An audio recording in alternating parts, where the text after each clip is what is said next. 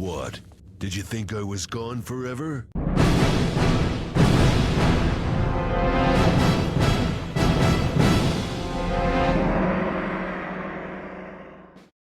On October 2nd, 2019, otherworldly super boomer and United States Department of Special Corrections prisoner CV-11 uploaded a video where he played and critiqued Duke Nukem Forever and its DLC, The Doctor Who Cloned Me. Some of you may be thinking I'm about to copy him and make my own video on that abysmal travesty we're supposed to call a video game, but the truth is I'm not. In fact, this is something I think he would have rather played. Tonight's feature presentation is Duke Nukem Forever, but not that ginormous pile of hot steaming garbage you waited over a decade for just to be incredibly disappointed by. No, this is Duke Nukem Forever, a community-made mod for Duke 3D that showcases what the game could have been had it come out when it was supposed to, and honestly what it should have been. This is the Duke Nukem sequel I've imagined all this time.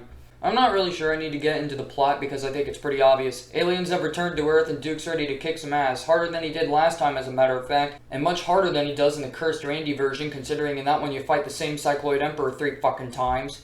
The first thing you'll notice is that the team behind this mod went above and beyond to give us a true continuation of the Duke Nukem cinematic universe. One of my favorite things is that these crazy fuckers managed to push the build engine to its very limit. Sprawling architecture, wide open levels, and some other special things we'll get to shortly. I imagine Ken Silverman had to have shit himself when he saw this absolute work of art, wondering how somebody could do so many things with a game engine that was designed way back in 1995.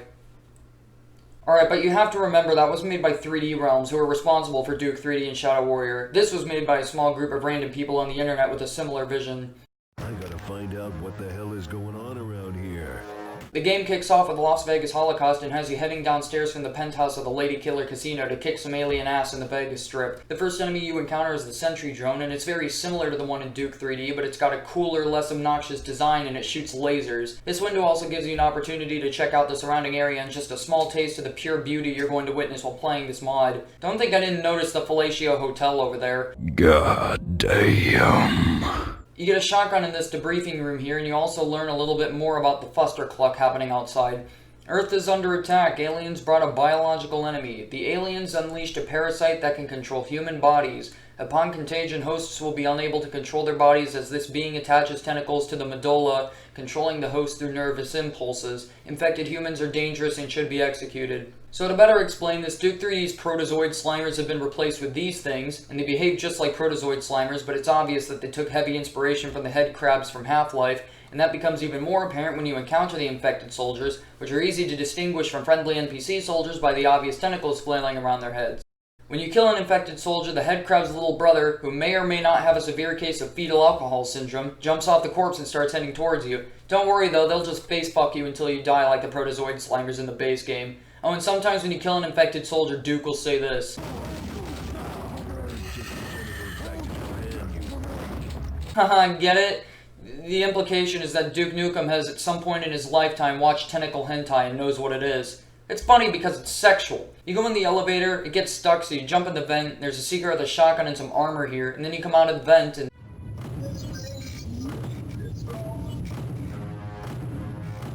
Alright, there's a couple of different things I want to talk about here. The first thing I want to point out that I think was painfully obvious was the NPC's voice clip. The voice acting isn't bad, but the fact that it sounds like they just recorded it on an HP laptop's built-in microphone instead of go the extra mile to compress it into 8-bit samples really bothers me. Thankfully, you don't hear it very much because you're too busy killing the alien bastards that shot up your ride 12 years ago. Second thing I want to point out is the pig cop. In this version of Duke Nukem Forever, the pig cop comes in two flavors, regular and roast beef. The regular ones are the ones you typically see in the base game, walking around with shotguns and uniforms that say LARD instead of LAPD, hit scanning the ever-living shit out of you at any given moment with one of the most devastating attacks in the entire game. The roast beef pig cops, I don't actually know their designated names, so from here on out I'm going to call them brutes, are more reminiscent to the pig cops from the Cursed Randy version. Big pecs, big ass, and lots of anger issues. They only use melee attacks and are mercifully easy to kill. Two well-placed shotgun blasts is enough to deal with one, similarly to a regular pig cop. And actually, as I'm writing this, and now that I think about it, their sprite seems to be a cross between Duke Nukem's pig cop and Shadow Warrior's Ripper. That's pretty damn creative. I like it a lot. The last thing I noticed is the way the door bulges while the pig cop is ramming on it. I didn't even know you could do that with build engine objects. That's cool. Look at this casino.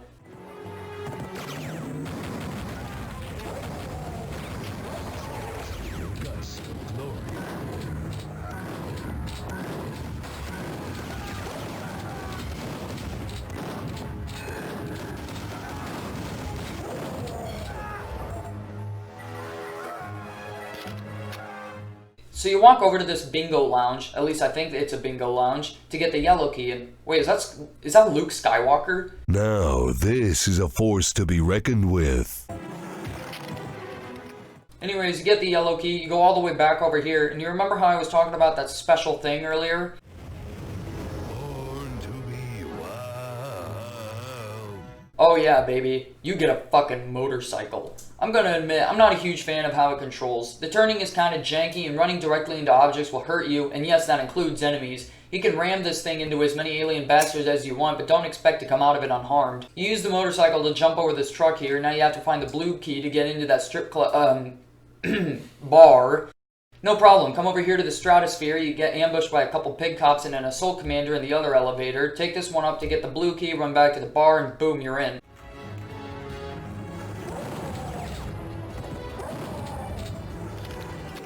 That's an interesting place to put the doors.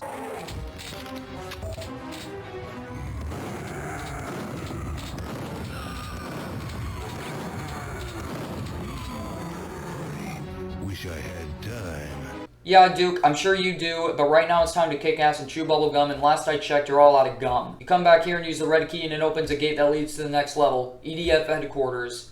Oh boy, the EDF headquarters. You spend the first half of this level on the motorcycle, and as I said before, the jankiness makes it a little hard to fully enjoy. The highway is cool though because of the moving cars, and I'd be lying if I said that's never been done before because it was done in Redneck Rampage, but that's Redneck Rampage, we really don't talk about that.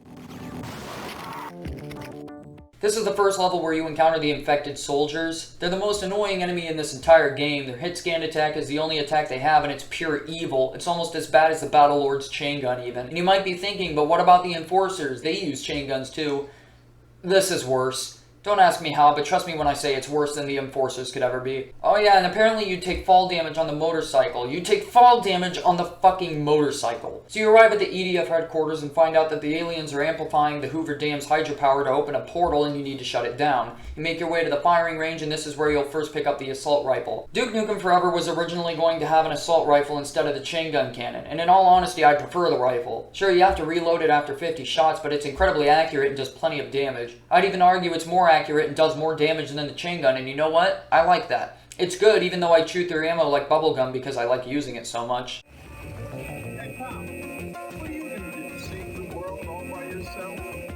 Oh my god, guys, he did it. He did it. He said the thing. Soon you're going to run into the T-800 robots, which were also originally going to be in DNF, according to the E3 2001 trailer for the game. 3 to 4 well-placed shotgun blasts will destroy one of these mechanical bastards, and the death animation is, in my opinion, actually pretty satisfying. You'll also pick up the Shrinker, which has a new design sporting the barrel of the Devastator and this pulsing brain thing. It might just be me, but it also seems like it's gotten an upgrade. It feels like it functions a lot better than the vanilla Shrinker. You'll see it in use a lot more than the vanilla one too. It's time for what I have to say is probably my favorite level in this whole campaign. Morningwood Ghost Town. Don't think you're getting those sex jokes past me. This first part with you skydiving into a lake is really cool. 10 out of 10.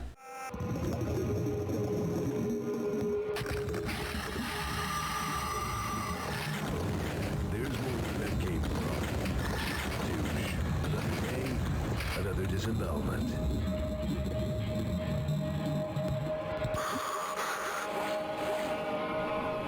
Wait a minute, that music sounds familiar. Is this...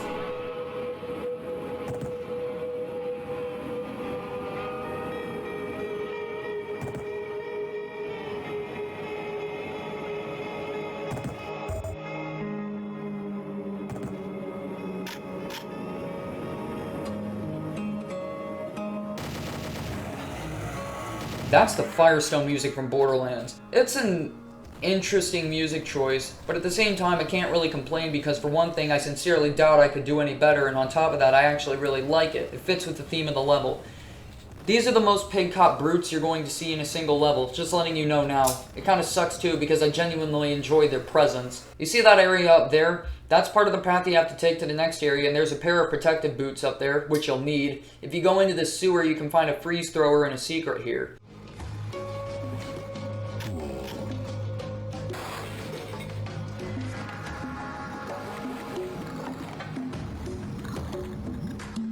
You have to do some platforming to get to the next part. Do you guys like platforming? It's a good day to die. Yeah, but I would prefer you not. This part of the level kind of rubs me the wrong way, and you might be thinking, is it because you can't shrink the Terminators? No, it's not because I can't shrink the Terminators. It's because of this.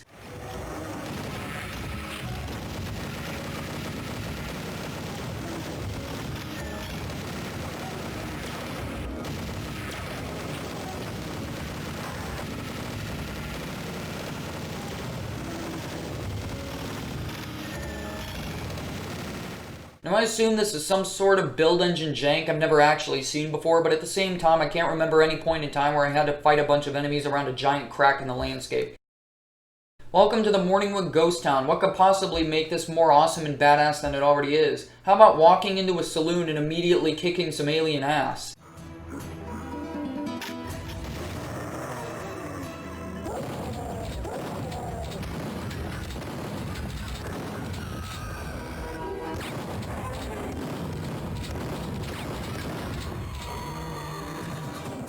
This is the only level you're going to see these brown shirt pig cops in. They take a bit more damage than the regular ones and the brutes. I don't know if they're supposed to be Wild West deputies or something, but it's fine. It's whatever, I guess. Pick up the red key card, kill more enemies that have teleported outside, and...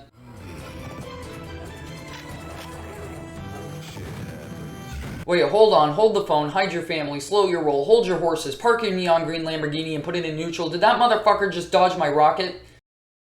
Once you've unlocked the vault in the bank and got the blue key, a mini battle lord spawns outside. At least I think it's a mini battle lord. It's the only time you see one that looks like this. He's got this weird orange tint to him and it doesn't take a whole lot of effort to kill him, which is nice.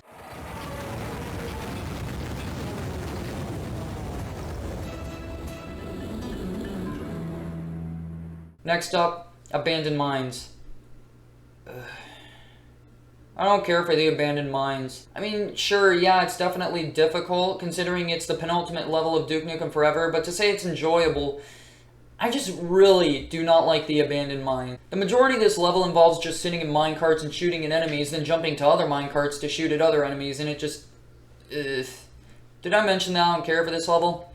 And now it's time for Duke to make his mark. It's time for the Hoover Dam. So we've experienced the Las Vegas Strip, the most dangerous highway known to man, followed by the EDF headquarters, a ghost town, and some shitty underground level. How do you start off the badass final level of such a badass campaign? You start this level by riding on a fucking donkey.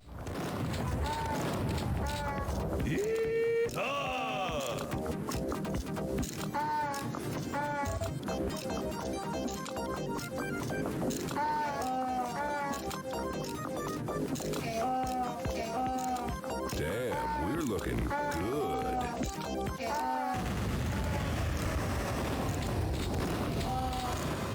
I had to turn auto aim on for this part because you can't look up or down while riding the donkey. I gotta give them credit where it's due though, because the implementation of this donkey and its mechanics are actually pretty cool. It's a neat concept and I'm not quite sure if this was even intended to be in the game to begin with, but I like it nonetheless. Welcome to the Hoover Dam, kids, the point of no return in the final level in Duke Nukem Forever. You see that big flashing light right there? That's the portal the aliens opened using the dam's hydropower. I think. Let's send them crawling back to where they came from.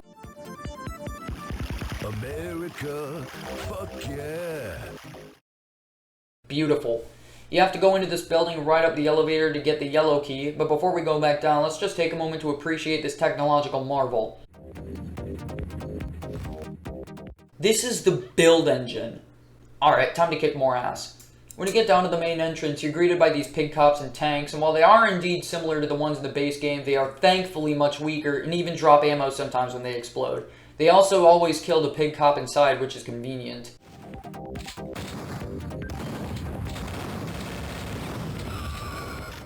Oh, it's you.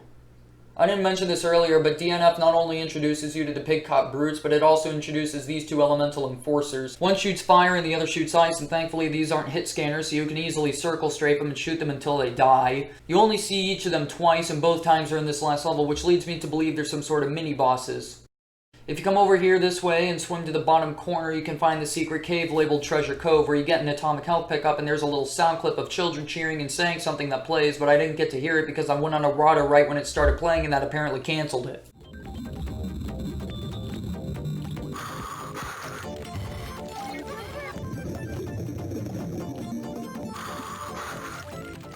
That yellow key you picked up is used here to enter the dam's engineering center. At least that's what I call it. I don't know anything about this kind of stuff. And you get trapped by this super evil, extra goopy alien seaweed. Ooh! This place is pretty cool, full of aliens to shoot and interesting architecture to look at. I wonder what's down this hallway.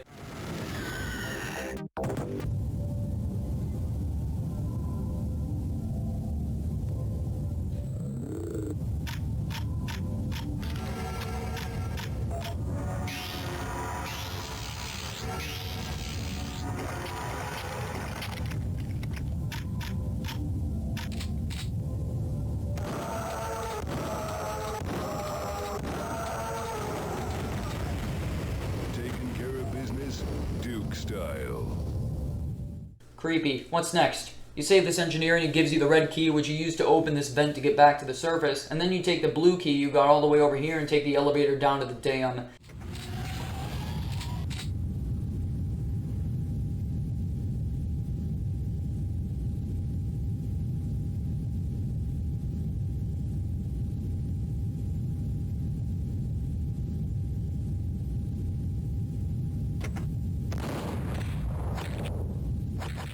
Hope you enjoyed the Elemental Enforcers because they're back. Not that it's a really big deal or anything, it's fine. Most of this part is just killing other enemies, which includes some Octobrain, some Enforcers, some Pig Cop tanks, and the Battle Lord. Nothing really special. I didn't write anything down for this because I didn't really care. You get the blue key, you come over to this door and open it, and then you're ambushed by 2 Assault Commanders. And then you have to strafe jump into this vent over here, and then...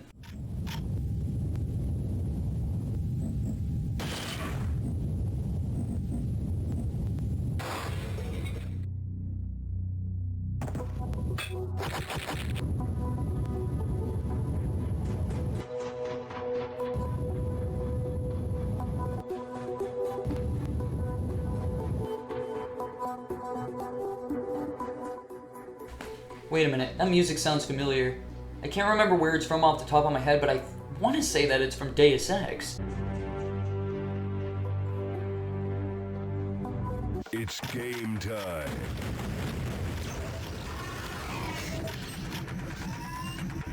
This is it, guys. Duke Nukem Forever's final boss. The hardest enemy in the game, the coolest boss fight in Duke Nukem history. We're going out with a fucking bang. This is, I kill him and beat the game in like 2 minutes.